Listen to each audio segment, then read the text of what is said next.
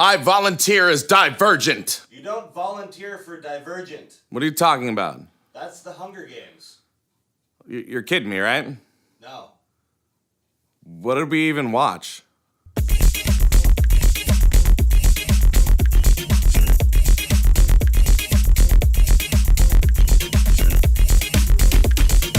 What's up, everybody? Welcome to Critique the Critics. My name is Tech.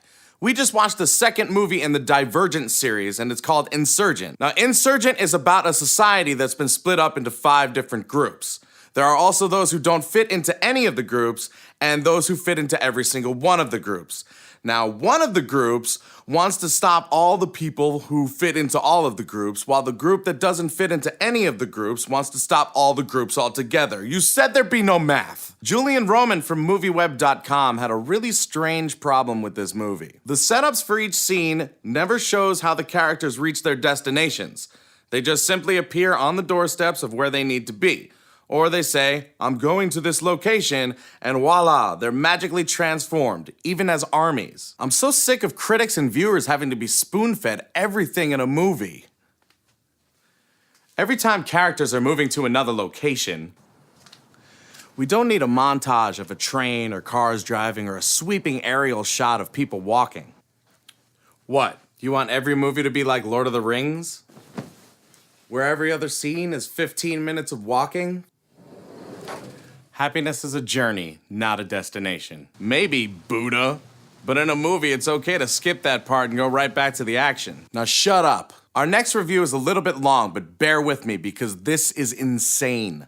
It comes from David Edelstein at Vulture.com. It's a matter of record that the 20th century's nefarious mass murderers, from Stalin to Hitler to Mao to Pol Pot, eliminated the intellectuals first because, the thinking went, educated people were equipped to resist deprogramming. But the ultra-religious Roth has evidently bought into the right-wing view of education as a dangerous thing. Those who think Divergent is just a dumb franchise with no political agenda need to think a tad harder about why an author would target people who actually know things and are not ideologues. Personally, I don't think Veronica Roth had any kind of political or social agenda when she wrote a young adult sci-fi book that was meant to inspire young preteen girls to be themselves. Seriously, you're acting like this is how she came up with the idea. Now, the main character of this book is named Triss. Now, Triss is a very interesting name, so I took the liberty of looking up the name Triss, and I found that Triss is actually a flammable compound that creates a corrosive solution when combined with water. Now, what is water? Water's the giver of life. The giver of life. But who is also the giver of life? God.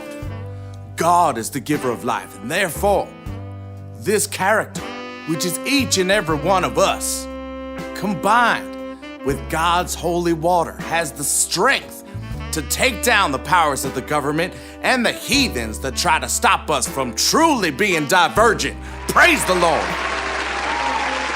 I had no idea this movie had so much meaning. And now it's time for a good review faction simulation. This week's good review comes from Kevin Carr at 7M Pictures. Both Divergent and Insurgent are science fiction stories for 13-year-old girls, which is actually the appropriate target for the original books. Kevin, you're absolutely correct in that this is the original target audience for this film and these books.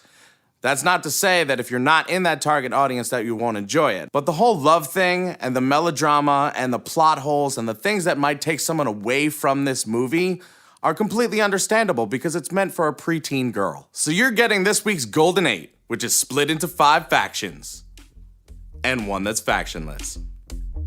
So thanks a lot for watching another episode of Critique the Critics. Once again, my name is Tech. If you liked what you saw, make sure you hit that subscribe button and leave us a comment because we'd love to talk to you. And until we see you guys next time, geek out and game on.